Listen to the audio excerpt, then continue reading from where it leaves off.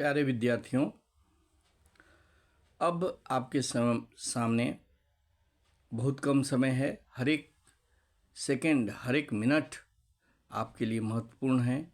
Exam बहुत ही निकट है। विद्यार्थी बहुत सारे हैं जो हमारे क्लास में हैं, वो बोलते हैं कि सर याद ही नहीं हो रहा है, कैसे हम लिख पाएंगे। हमको लगता है कि हम लिख नहीं पाएंगे। ऐसी बात नहीं है।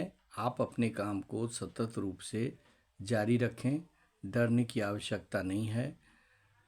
डर जाने से आप सचमुच में नहीं लिख पाएंगे।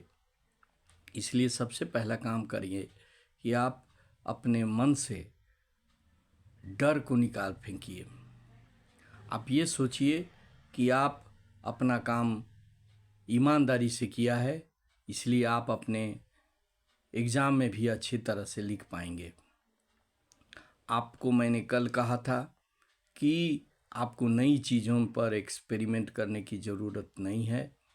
आप जितने अभी तक पढ़े हैं उसी को रिवीजन पर रिवीजन करते चले जाएं। एक समय आएगा कि आपको लगेगा कि आपके पास बहुत सारे मटेरियल्स इकट्ठे हो गए हैं और एग्ज़ाम हॉल में जब आप जाएंगे तो उस जितने भी आपके पास जो मटेरियल है उस मटेरियल को आप निश्चित रूप से क्वेश्चन आंसर के रूप में लिख पाएंगे। क्वेश्चन देखने के बाद आपको समझ में आएगा कि क्या चीज़ लिखना है, क्या चीज़ नहीं लिखना है। पहले से आप डर जाएंगे तो जो भी दिमाग में है वो भी निकल जाएगा दिमाग से। इसलिए आप डर को अपने दिमाग से निकाल दीजिए। निश्चित रूप से ये सभी विद्यार्थियों के सामने ये समस्या आती रहती है। हर विद्यार्थी, चाहे वो कितना ही तेज क्यों ना हो, उसको भी लगता है कि उसने जो तैयारी की वह काफ़ी नहीं है और वह नहीं लिख पाएगा। लेकिन जब एग्ज़ाम में जाते हो तो आपको दिमाग रूपी कंप्यूटर से पूरा का पूरा रिवीजन सामने आने लगता है और आप अपने एग्ज़ाम को अच्छी तरह से लिख पाते हो। आप कभी भी डरने की कोशिश मत करें, क्योंकि डर जाने से आपकी समस्या का समाधान नहीं होता है। आप जितना ही निर्भीक होकर परीक्षा हॉल में जाएंगे, अपनी पढ़ाई को जारी रखेंगे, करेंगे, तो निश्चित रूप से आप अच्छी तरह से अपने एग्ज़ाम को लिख पाएंगे।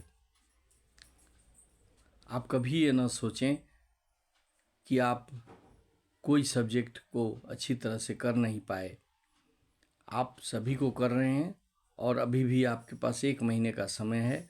आप हर चैप्टर को बार बार रिवीजन कीजिए, बार बार रिवाइज कीजिए, उसके आंसर क्वेश्चन को देखिए, उसके मेन पॉइंट्स को अभी भी लिखिए। जो मेन पॉइंट्स है उसको याद करने की कोशिश कीजिए। जितना हो सके आप लिखने का प्रैक्टिस कीजिए, क्योंकि इस बार ऑब्जेक्टिव से ज़्यादा सब्जेक्टिव क्वेश्चन पर ज़्यादा वेटेज दिया गया है। इसलिए आप सब्जेक्टिव क्वेश्चन के आंसर को लिखने का अभ्यास कीजिए, ताकि आप अच्छा से अच्छा अपने एग्ज़ाम में लिख पाएँ। सब्जेक्टिव को करने का मुख्य तरीका ये है कि आप अपने लेसन को अच्छी तरह से पढ़ें, समझें। अगर अच्छी तरह से आप लेसन को समझ गए तो उससे जो क्वेश्चन बनती है उस क्वेश्चन को आप निश्चित रूप से अच्छी तरह से सॉल्व कर पाएंगे। और अगर आप उसमें अच्छी तरह से पढ़ाई नहीं करेंगे तो आपको क्वेश्चन का आंसर देने में समस्या निश्चित रूप से आएगी। इसलिए मेरा कहना है आप लोगों से कि आप अपना जो लेसन है उस लेसन को अच्छी तरह से पढ़ें, उसके बाद अब इस महीने पर बहुत सारे गाइड्स और गेस्ट पेपर निकलने वाले हैं। उससे सिर्फ आप ये देखें कि किस प्रकार से क्वेश्चन पूछा गया है और उसका आंसर किस प्रकार से लिखा गया है, इतना ही देखें, उसको रटे नहीं।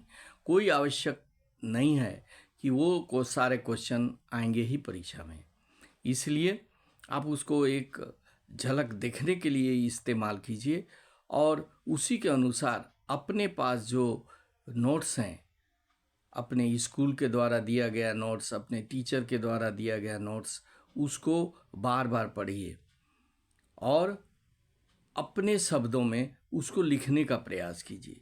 हूबहू आप रट कर लिखेंगे तो अच्छा नंबर नहीं आएगा। अगर उसको अपनी भाषा में, अपने तरीके से अगर उसको लिखेंगे तो एग्जामिनर उस पर ज़्यादा मार्क्स देगा। हम लोग भी कॉपी जांचने के लिए जाते हैं तो देखते हैं कि विद्यार्थी कौन रट के लिखा है और कौन अपने द्वारा बनाकर क्वेश्चन को लिखने का प्रयास किया है। उसके अनुसार हम लोग मार्किंग करते हैं। मार्किंग स्टेप वाइज होता है, इसलिए कोई क्वेश्चन को छोड़ना नहीं है, हर एक क्वेश्चन को करना है, ताकि स्टेप वाइज मार्किंग में कुछ न कुछ नंबर आपको मिले। अगर नहीं भी जानते हैं उस क्वेश्चन को भी अटेम्प्ट करना है ताकि कुछ नंबर उसमें आए। क्योंकि ऐसा नहीं है कि अगर आप लिखे हैं कुछ तो आपको एकदम 0 नंबर मिलेगा, ऐसा बात नहीं है। आपको कुछ न कुछ नंबर अवश्य मिलेगा। इसलिए आप डर को पहले अपने मन से निकाल दीजिए और अपने पढ़ाई को जारी रखिए। आने वाले समय में जब आप एग्ज़ाम हॉल में जाएंगे तो अच्छी तरह से लिख पाएंगे। इस विचार को आप अपने मन से निकाल दीजिए कि आप नहीं जानते हैं। ये हर किसी की समस्या है, ये सिर्फ आपकी नहीं है। हम लोगों ने अपने अनुभव में ये देखा है कि हर विद्यार्थी अपने आप को समझता है कि वह पूरा नहीं लिख पाएगा, लेकिन जब एग्ज़ाम हॉल में जाता है, लिख कर निकलता है, तब वह हंसते हंसते खुशी खुशी निकलता है, क्योंकि उसने पढ़ाई की होती है और एग्ज़ाम में जो क्वेश्चन आता है उसको वह अटेम्प्ट कर पाता है।